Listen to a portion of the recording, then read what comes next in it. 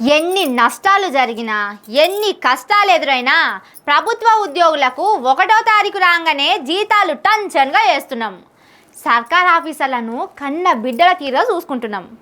మంత్రివర్గం వేరు, అధికారులు వేరు కాదు, మనమంతా కలుస్తేనే ప్రభుత్వం అని సీఎం రేవంత్ రెడ్డి ఎప్పుడు ఆఫీసర్లతో మీటింగ్ పెట్టినా చెప్తుంటాడు కదా.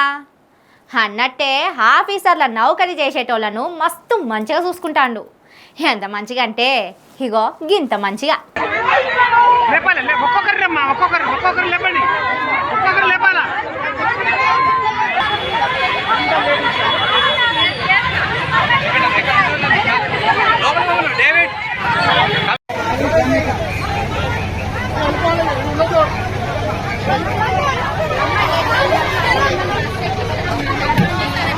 చూసిండ్రా ఎంత మంచిగా చూసుకుంటున్నదో. సర్కారు బడులల్లో పని చేసేటోళ్లను గొర్ర గుంజుకపోయి వ్యాన్ లెక్కిస్తున్నారు. బస్తాల్లో పత్తి ఒత్తినట్టు ఊపిరాడకుండా చాలా మందిని కుక్కి ఎక్కిస్తున్నారు. ఇంతకు వీళ్ళ బాధ ఏంటిది? రేవంత్ రెడ్డి సర్కారు వీళ్ళను ఎందుకు ఇట్లా గొర్రె పిల్లలను ఈడ్చేసినట్టే చేస్తున్నదంటే, వీళ్ళు సర్కారు బడులల్లో పగటి అన్నం వండి పెట్టే వర్కర్లు. పొద్దుగాల లేచి బడికి పోయి కూరగాయలు కోసి బువ్వ కూరలు కమ్మగా వండి పిల్లలకు పెడుతున్నారు.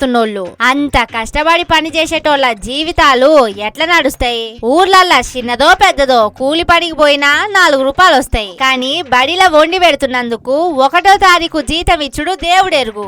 5 నెలల నుంచి వీళ్లకు జీతాలు లేవట. ఇక చెప్పుండ్రి ఎట్లా బతకాలే? 1-2 నెలలు అంటే ఏమో గాని 5 నెలల నుంచి చేతికి పైసలు రాకుండా ఉండుడంటే ఉప్పిడి ఉపాయం ఉండాల్సిందే కదా. పిల్లా జల్లను ఎట్లా ఎల్లదీస్తారు? 100 రూపాయలు జేబులో లేకుంటే పూట గడవని ఈ కాలంలో 5 నెలల నుంచి జీతాలు ఇవ్వకుంటే ఏందన్నట్టు. అందుకే ఈ బాధలు పడలేము రేవంత్ రెడ్డి అన్నట్టు డైరెక్టరేట్ ఆఫ్ స్కూల్ ఎడ్యుకేషన్ ముంగట ధర్నాకు దిగిండ్రు. అన్ని జిల్లాల నుంచి తరలి వచ్చిండ్రు. అగో అసొంటి ఆధారం లేనోళ్లను ఈడ్చి పడేస్తున్నారు పోలీసులు.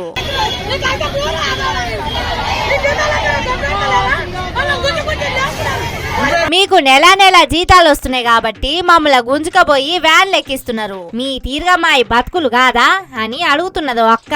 అయినా ఏం పట్టించుకోకుండా ఈడ్చుకపోతున్నారు. వీళ్ళ బాధలు ఇట్లుంటే సీఎం రేవంత్ రెడ్డి మాత్రం ఢిల్లీ చుట్టూ తిరుగుతున్నాడు. ఎట్లనో ఏమో పోన్రి.